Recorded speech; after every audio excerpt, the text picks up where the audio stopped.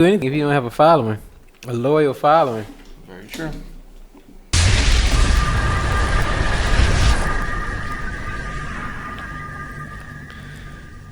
Welcome back to the Father and Son News Show here on radioonfire.com. I go by the name of Diamond K. In here alongside my father. How you doing, Dad? Good. Good. It has been a very eventful 7 days since we last sat down and chopped it up about things. I wanna dive right in and talk about the debates. I had a chance to watch CNN's. These are the second debates. CNN hosting this time. And coming from your hometown, yes, Detroit. Right. Detroit, yeah. And they pandered to the crowd. This is something that happens in wrestling a lot. They have certain wrestlers that will pander to the crowd. Mm-hmm. And every town, they say, "This is my favorite town," whatever the name of the town is. Right. And they'll say, they come to Baltimore, they say, "I'm so glad to be back here in Baltimore." Yeah, you know what I mean? Yeah. They did all that. Yeah. Everything, those Democrat contenders have not said the word Detroit more times in their life than they said last night and the night before. Yeah. What were your thoughts on the debates? Yeah, well, it's frightening to me because I don't see anybody that's going to that has the finesse and the to beat Trump. Trump is strong because he's got a loyal following. They like him. That's their man. And nobody's gonna go out and vote for Biden in the cold or rain. They ain't gonna stand out there like that for none of them because they don't have they don't have that oomph. Yeah. At least I don't see it yet. I don't see it. It was so, like I said, it was 2 nights. You got 20 people. And this is the last time we're going to see this 20 on the national stage. Mm-hmm. By the time the next debate comes, only half of them have qualified for the next debate, which is in September, and in Houston. And the threshold is even higher for debate number 3 than it has been for the previous 2. This big crowd, we're probably gonna see 10 people. Probably gonna be one night.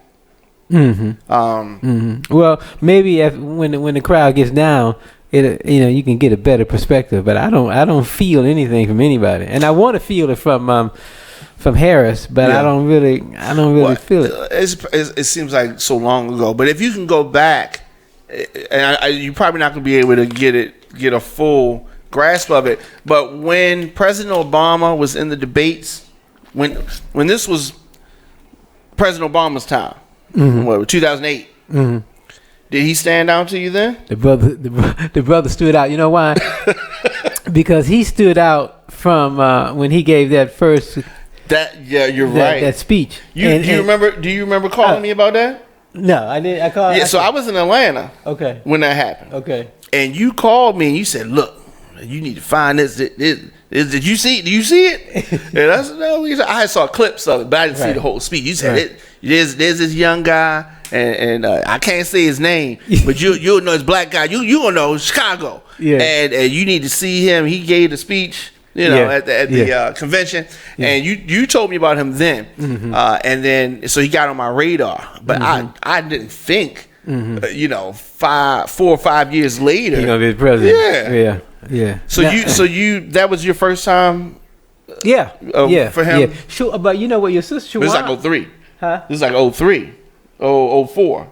When was you that, first was that 04? Yeah. 04. Yeah. Shawan, your sister, took a picture with him. She told me. I didn't know that. Yeah, because she was in Illinois there going to school, and she told us because he was a senator then, or when it might have been when he was running for Senate. Okay. That's when she first became acquainted with him, and she told me about him, and she took a picture with him.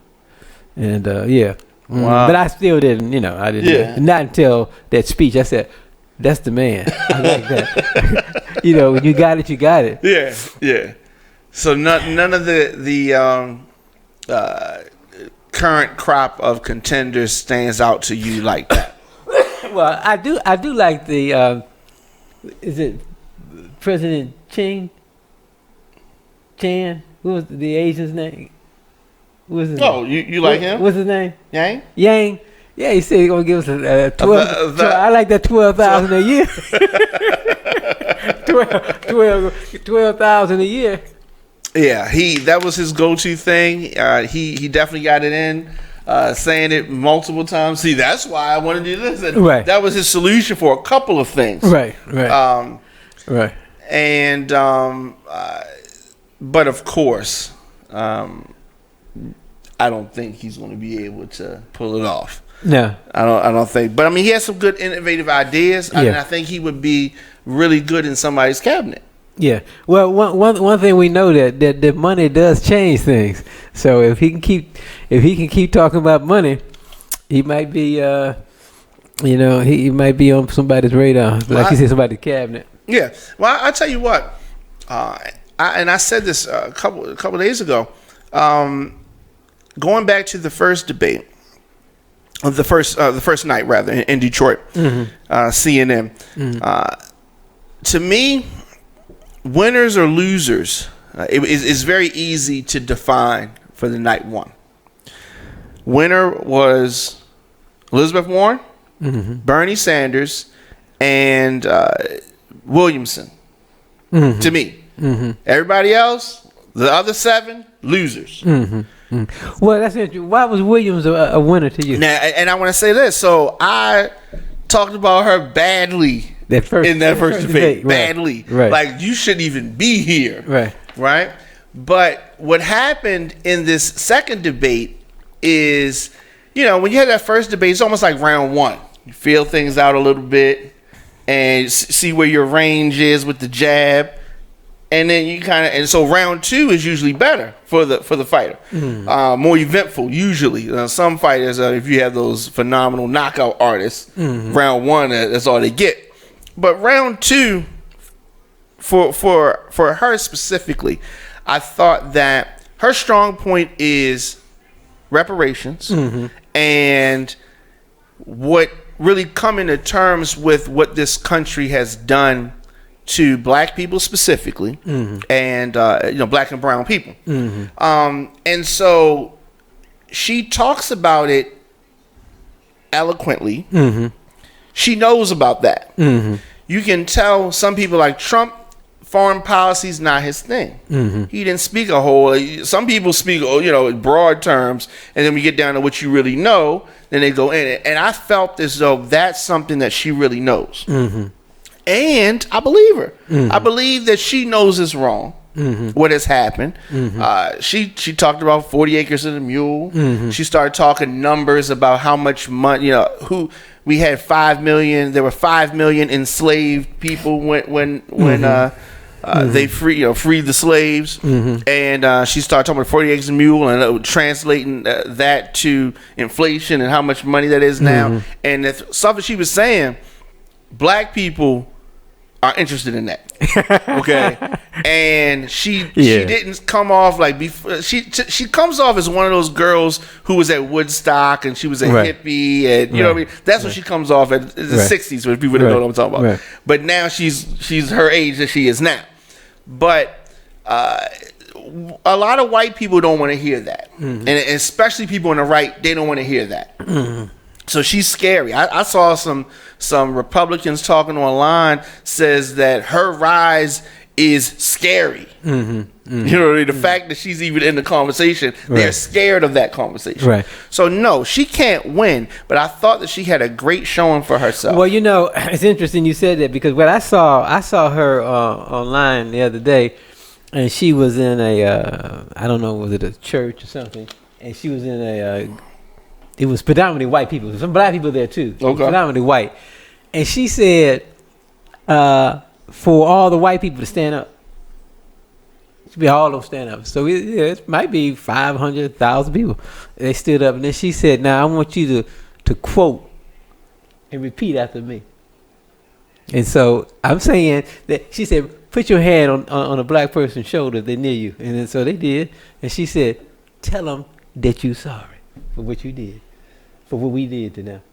And then so they said, we're sorry for slavery. She said she did a dynamite thing. Now she said we're sorry for how we treated your ancestors and their children. We're sorry for. She went through the whole litany. You know what I mean? She 10 minutes of sorry, forgive us. We was wrong. You know what I mean? And them white people, and they were repeating after her. You know what I mean?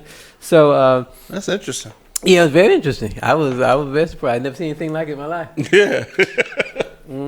Yeah. So I think that, and she has 4 New York Times bestsellers, #1 books. Mm-hmm. She's definitely done her thing, and I think she was with Oprah. Yes, mm-hmm. I think that she deserves a major platform to be seen and heard. I don't think that she can win the presidency, but I'm glad that she's on the main stage saying the things that she's saying. So people can hear it. Yes. To hear this from a white woman. Yes, from a white woman. And that it's true. You know, absolutely. You know you're wrong for what you did. And yes, absolutely, absolutely. Right. And it eventually it's going to happen on a main stage. The leader of this country is going to acknowledge that, and something's going to happen. I don't know if it's going to be in my lifetime or yours, but eventually it's going to happen. Well, if it's going to be in mine, they're going to do it. They're going to do it quick. It ain't going to be no long time. But but tell the truth. Did you think in your lifetime we were going to have a black president? No. Because I didn't think in my lifetime it was going to happen. But that, from Martin Luther King to President Obama, I didn't think that, that wasn't a lot of time. Right. That was not a lot of time. And we came far in a little bit of time. So who knows? Who knows? Well, I remember when Obama was elected. And Larry King was on CNN at that time. And you know what Larry King's son said? He said, well, Dad, now that we got a black president, it's like cool to be black. You know what I mean? It's like, wow. The end thing is being what black. In the world? What in the world? How old is his son? My age? No. Larry King been married about 10 times, man. That boy about 10. He was about 8 or 9 years old. What? Oh goodness! The little boy. Oh my goodness, that's crazy. Larry King was 75. That's crazy. Might have been 80. Oh my god. So the night 1 of the Democratic debate had the moderates attacking Elizabeth Warren and Bernie Sanders. I thought that CNN, they thought they were slick. CNN think they slick. They not slick though, right? They put Bernie Sanders and Elizabeth Warren right next to each other because they thought we're gonna get fireworks from these two, but that's not what happened. What happened is they did like it was in a shootout. They were back to back, and you get this side, and I get this side. Yeah, because we on the same. We're saying the same thing, and I thought that was cool. Beto O'Rourke, he needs to go for a Congress seat. This president thing is not for him. Not now. Maybe later. He's young. He's got plenty of time. Yeah, I never thought that he had. I see why he lost the Senate race now. Yes. I'm surprised he got as far. I'm surprised he got as far as he did. Yeah. This goes to show you people really don't like Ted Cruz because Beto shouldn't even have been within. You know how they say shooting distance. Yeah. He shouldn't even have been within viewing distance. Right. Of Ted Cruz. And I know what you're gonna say. You're gonna say I'm wishy-washy because I'm commending people that I have condemned and vice versa. But you're entitled to that because you got to get a feel for it. That's why I said we won't know until the debate starts. You get a feel for these people. Buttigieg has got to go. Has got to go. Buttigieg is horrible. Is that the guy with the husband? Yes, it's the guy with the husband. Yeah. And he's horrible. Not because he has a husband, but he's horrible because he's the worst, right. because he's going to try to play on the LGBT card, right?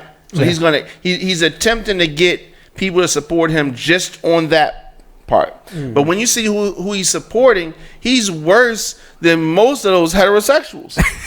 As far as his stance on race, his stance on police, public relations, you can't even get that town together. How will we give you the keys to the country? We already gave the keys to somebody who's not qualified to handle it. Right. But when you were in the position, talking about Buttigieg, when he's in the position to do something, he does a piss poor job. Piss poor. And this country, you think things are bad right now. I don't even think they're as bad as they could be under the wrong leader, right? And Buttigieg his judgment is completely in question. With Trump, this is a grab. We trying to make money. I understand with Buttigieg, I don't even know what his motivation is, which is even worse. With Trump, we at least know all he's trying to do is make money. We know that, you know what I mean? And he wants some girls and to make some money. That's what he wants, right? And I can understand. Listen, I get it, right? That's my goal too. However, I don't want to run the country, and I don't want Trump to run the country. Okay? You know what I mean? In the private sector, you running your business. Do you? But you know what I mean. But Buttigieg, yeah, I agree. And here's why Buttigieg is very dangerous. Buttigieg's dangerous because he's not a grassroots guy. He's raising a lot of money, but grassroots not that big. He's going after those big donors, those big ticket people. You know what I mean? They are connecting with him, and that's why it's scary, because they're gonna be able to put the arm up the back of his shirt. You know what I mean? You know how you remember that guy used to be on the TV show? He's gonna be able to do that. They don't even have those kind of guys no more with the puppets. He will be a puppet, and if we are not careful, the LGBT people gonna be on board with him, and if they're on board with him, we in trouble, because they will come out and vote. That's a loyal base. They will come out and vote. But he's not saying anything. I thought he was, but it was superficial talk. But when we really put that microscope on him, I really don't like him. Really don't like him.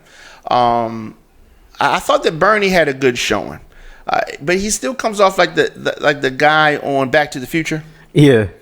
But which is not a good thing. I thought that Elizabeth Warren, at the end of the day, I think won that debate. Yeah, but I still don't think she can beat Trump. Not by herself. We got to see what the team is. But they came for Harris, and they came for Joe Biden, and by coming for Joe Biden the way they did, they came for President Obama too, which I didn't like that. Why were we talking about President Obama and his policies so much? They didn't mention Trump but 2-3 times. We talking over and over again. Bussing. Okay, Miss Harris, why are we talking about bussing over and over and over? We're talking about something happened during the Nixon administration. The Nixon administration. And we have a bandit in the White House. We have a bandit. We have a pirate without a ship in the White House. And we talking about Nixon administration and President Obama's administration. And see, I agree. That's why. What was happening is that's easier for them to deal with than Trump. They can't handle it, and they need to be stressing that this man is not making America great again. He's making America hate again. Hate again. That's why we're getting divided. These people. I told you last week when the guy told me about that billboard in Florida. The lady got on high heels. White lady got on high heels. They got a billboard. She got on high heel shoes, Daisy Dukes, and a machine gun, saying we need to get our guns. That's in the South. It's in Florida. It's in Florida. And that's That's one of them states where that's a stand your ground state, right? Yeah, exactly. But you don't have a problem with people being armed as long as everybody's armed, right? Right. Yeah. I mean, 'cause you can't. You can't eliminate guns. That's like trying to put milk back in the bottle. I mean, it's all on the floor. How you can't put it back in the bottle? You got this guy in North Korea. He just nuclear bomb. I mean, what are you talking about? So you gotta have guns. They're missiles, and So I mean, we're gonna have that. But I just gotta get mine. Right. You gotta get yours. So But listen, here's the thing about it. And I realize this. Life is short. We're only here for a short time. Right. And I think that whoever created all this wanted us to enjoy this life. Yes. For the time that we're here. I really, really think that if we do have the election 2020, if it was an election where people came to vote, they would vote him out. He wouldn't win. He wouldn't win because the person that's going to be able to beat him is going to have to say that we're going to stand up for the standards of America. We're going to stand up for who we are. This isn't who we are. This man here is not who we are. And so they had to call him out. And but why? But that was very heartfelt, convincing. Why can't the Democrats do what you just did? Because I've never heard any of them say it with that level of conviction. Yeah, they. This is why I'm saying I'm looking at this crop of contenders, and I'm, maybe when it gets narrowed down a little bit more, we can get a feel for the essence of who these people. What is it about the mainstream media that they really buy into Joe Biden? Like, even when he was attacked by Kamala Harris about the busing issue, they were still on his side. You know what I mean? Mm-hmm. And they want to keep telling you every week, every day, he's ahead in the polls. Mm-hmm. He's ahead in the polls. He's bouncing back from the polls. Mm-hmm. You know what I mean? They're on his side. And I do not know anyone who's been polled in life. Right. About anything. Right. These numbers are artificial. Where does it come from? Mm-hmm. You know what I mean? It's just like the Quinnipiac poll. Who is that? Who do they talk to? What are we basing it on? Do they keep talking to the same group of 100 people all the time? Mm-hmm. And that's what it's all based on? Mm-hmm. Because I don't know anybody. When they say, who are these people? Mm-hmm. They calling people every day. Hey, you still with Joe? Still with Joe? Well, just earlier before we came on, I was looking at CNN, and they had a congressman from the Black Caucus, one of the hit leaders in the Black Caucus, and I'd never seen him before. I can't remember his name, but the point is that I'm stressing is that she said to him, I know that. You are a supporter of Cory Booker, but what did you think about Joe Biden last night? So he said he did okay, but right now I'm with Cory. And I'm stressing that because Trump didn't have supporters like that. They didn't say right now with Donald Trump. They said I'm with Donald Trump. You know what I mean? You talking about the beginning? Yeah. But you had a lot of never Trumpers. Early on, I'm sorry, we had a lot of never Trumpers during the 2016 campaign. Yeah. And some of those guys, white guys called him out. Who are with him now? Absolutely. Right. Right. But Lindsey Graham, he wasn't. Yeah, well, he was running for president too. Well, sure, yeah. And but what I was saying and that's true. But what stuck to me when he kept saying, "Well, right now I'm with." He stressed that, right now with Cory, and that's interesting. I didn't even think about that. And it was just that, I can, he made it very obvious that I can be swayed away now. Yeah, well, I mean, but you gotta be like that because if you go back to the 70s, Ted Kennedy ran for president against during the time when Carter was running. Yes, right. And that controversy that Ted Kennedy had with the girl and the river. Chappaquiddick, right? Carter referenced that. I mean, that was his. You know what I mean? And so the Kennedy boy should have been the one. But he was his own worst enemy, doing dumb stuff and being a spoiled rich kid and doing stuff you're not supposed to do. His father was older at that time. He might even have passed at that time, but I mean he was older, so the kid's doing whatever he thinks. Because when the kid was younger, that would have been handled differently. Right. You know what I mean? That was interesting. You bring that up because I remember that, and I remember that it was. Ted Kennedy against Jimmy Carter. Yeah. Jimmy Carter was the incumbent. Right. And Jimmy Carter had said that Ted Kennedy said that he was gonna kick his ass. Okay. and then Jimmy Carter said, I don't think he said that. He probably said he was going to beat me in this, or I don't think he said those words. You know, it was just the only thing I remember about that whole little debate that they had. You know, he used that foul. But my thing is that there were supporters of the Kennedy machine. Yeah. That we support Kennedy right now. Yeah. You know what I mean? But as soon as this ship is sinking, that's true. They will be off that ship. But you're right. The fact that he said right now was telling because that says I'm not. You know, it's not etched in stone. I may have to leave, but as of today. You didn't say anything about Cory Booker, so what did you think? I was unimpressed with Cory. Okay. He had good moments, but you know, you were talking about I guess I don't want to say the exchange because you didn't really talk about that, but Tulsi Gabbard, we were talking about Tulsi Gabbard and from Hawaii. And Kamala Harris said something like, you know, these candidates that are in the single digits are trying to, you know, hit people that are, you know, in the front of the class and, you know, kind of like that. And Cory, you know, kind of dismissed her, right? Yeah, she's swinging for the fences. That's all she can do.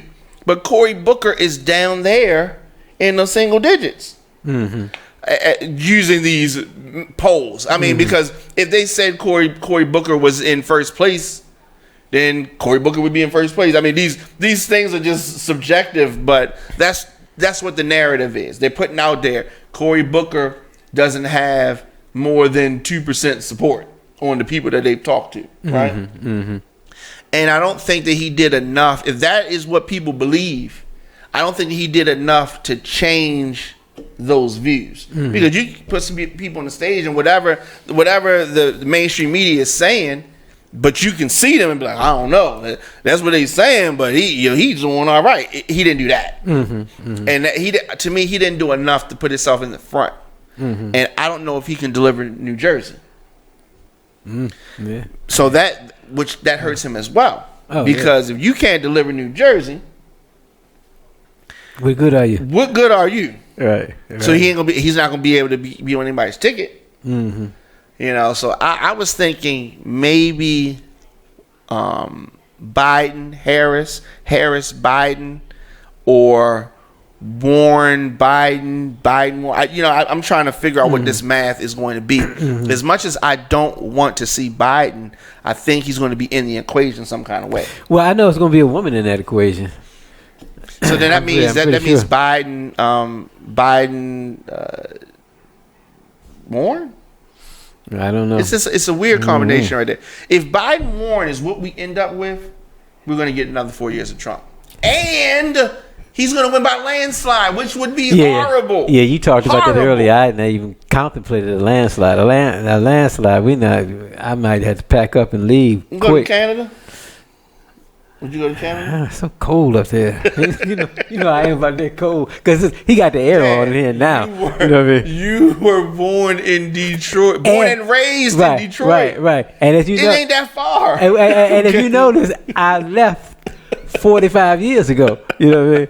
And took my clothes and I took summer clothes because I ain't had no. I left them. I ain't gonna need those where I'm going. And you've told me often that you were heading to California. Yes, this is just a pit stop. You really want to go where it was warm. Yeah. And, but if he wins by a landslide, we listen. Black folks is in deep. If he gets in anyway, we're gonna be in deep trouble. But if it's a landslide, we in deep trouble. I don't know though. Yeah, I do. Somewhat. Some black folks are in trouble. Yeah. I think that Diamond and Silk, I think they're okay. Yeah. I think Ben Carson's okay. Omarosa might be in trouble. No, but I mean, yeah. I don't buy into the race the race card as much as the mainstream media does. Mm-hmm. Because I think we have the racist people, the racist white people out there, right? But I think that they are the poor minority.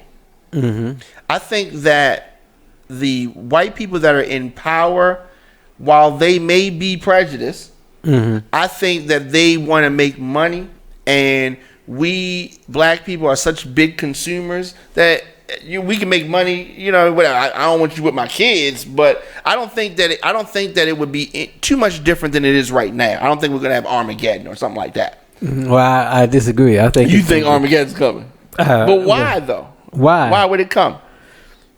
I could see if it was like, if you go back to like Nazi Germany, which they frequently go to, right? And the Jewish people had money, took their money and stuff like that. What are they taking from us exactly? I could see if we were the minority, we had all the money, and then the white people rise up. But what do they get out of it? They don't want you here, period. They don't like you. They don't want you. They want you dead. They want you dead. You taking up. They'll come back into these cities and repopulate these cities and get our country back. As far as they're concerned, they don't. It's going to be slaughter. I would predict. I'm telling you right now. That's the opposite of what I'm saying. I will predict that you're going to have white people coming in these cities killing people, and it's going to be sanctioned. If Trump gets in that second term, it's gonna be, and if it's a landslide, please, just like they used to come in with them trucks, and I mean it's gonna be it's gonna be a slaughter. This will be, because he is gearing them up right now to the point that he is making America learn to hate again, make America great again, make America hate again. And we don't know how the hate was when in my great grandfather's time. These people hated. I mean, we was like trash. And you gotta understand, if we go back 150 years ago, we was like cattle. So that's why they hated Obama so bad. It's like the cow is the president. You know that some of them looking like that. Some of those older ones. Yeah. You keep saying older. They teaching their young ones to think like them. I don't know about that. These young ones is it's gonna be bad. I've been around these people. I know them. Yeah. They do not like us. But I don't always think that the impact of hip hop music has been weighed into the equation. So, and I know that sounds crazy, but here's why I say that. So, hip hop music has allowed people my age and younger to intermingle in a way that we didn't before hip hop. You know what I mean? Mm-hmm. It was something that brought. So when you go back to your grandfather, my great grandfather's era, there was nothing that brought the races together. Those white people that were granddad's age and the black people that were granddad's age, they didn't have anything in common. They liked different types of music. Everything was different, right? But when hip hop came And over the last 40 years of this music entertainment, there have been, the young white people listen to black people some, and vice versa. They're imitating the culture and the mindset. Even if the father is whatever he is, some white people your age didn't have that commonplace. Like the soul music that you and mom listened to wasn't the music that another white guy your age listened to. And with hip hop, it's the same. And so some of the acceptance, and it's not so bad. What I mean, is that part. And I think that's played a major part in race relations. I think that with people, because Trump is in your generation, so people with that generation, but the next generation, even though the prejudice is there, the extreme hatred is not in the magnitude. It's there, but it's not in the same sense that it was in great granddad's era. And I don't think it'll ever get back that bad. But it can get bad. It can get worse than it is. But I think that cultural connection has had many effects that people don't even look at. Well, if you go back even before Motown, white people, of course, have always liked that music, and so I mean, they in New York, they go to the Cotton Club, and they had them on stage, absolutely. And of course, it's more prevalent now, and it's more acceptable to intermingle with one another. But what I'm saying is that I have dealt with these people on the level that you're talking about, the decision makers. Yeah. I can't express it to you enough. They hate black people. I'm telling you. So I mean, it's scary and it's frightening, but I'm telling you, they, with a big H, they hate us. You know what I mean? And I mean, think about it. Back, they have an entitled mentality. Yes. They go to. They're very jealous. They're very, very. They were so jealous of Obama being. They are jealous people. That's who they are, and that's just innate with them.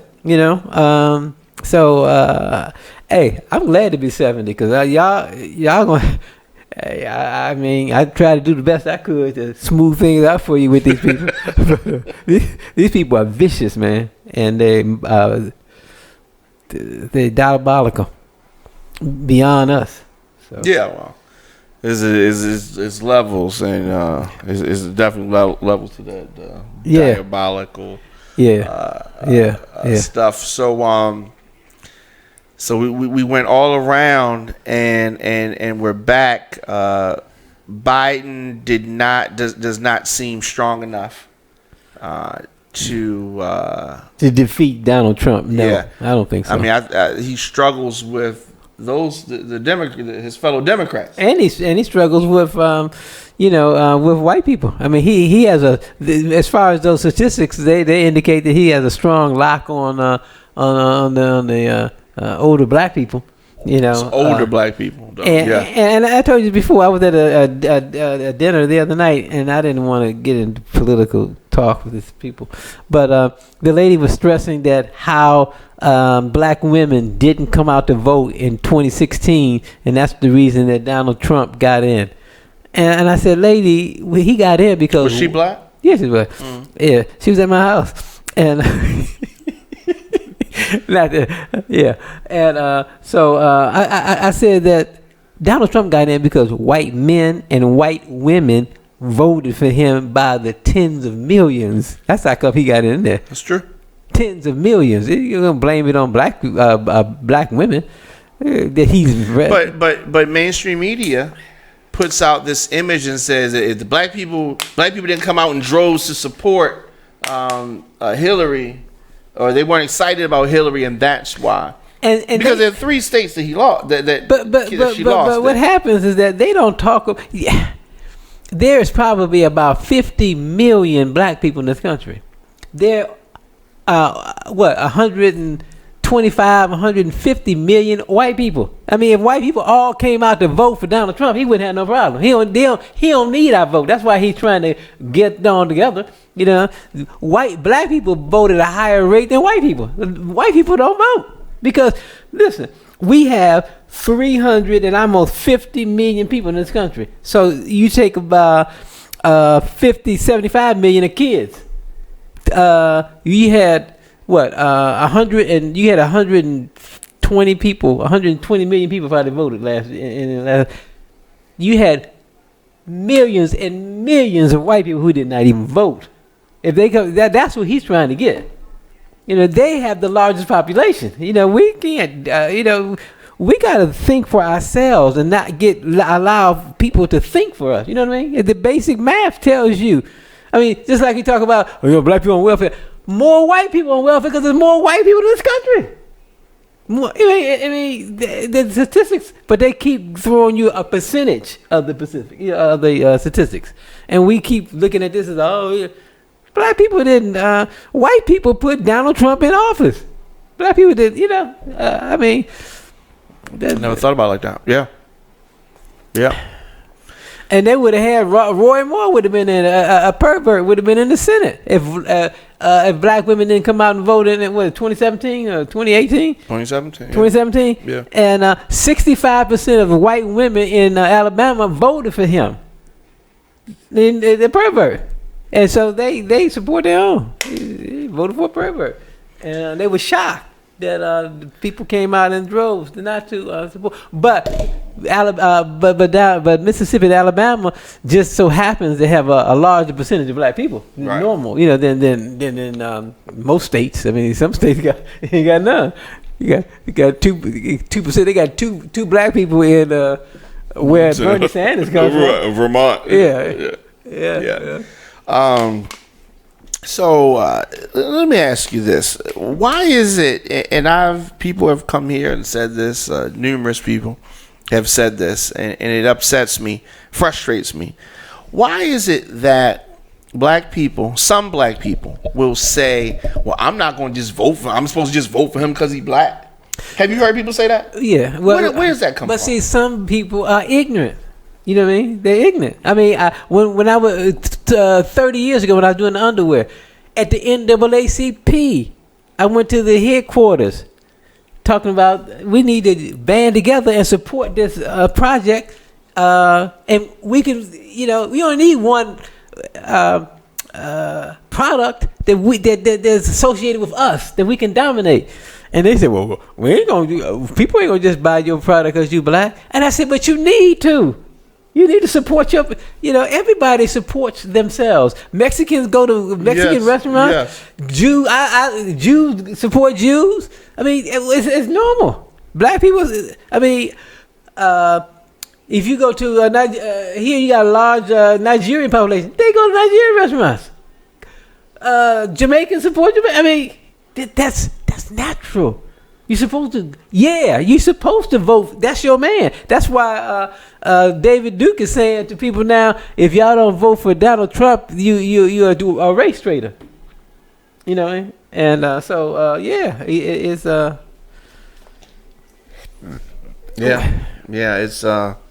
it's interesting. It's an interesting time. I just and what you said is 100% right. And when the people say that, I try to explain to them that every other race does that. Without question. Right. We got a question.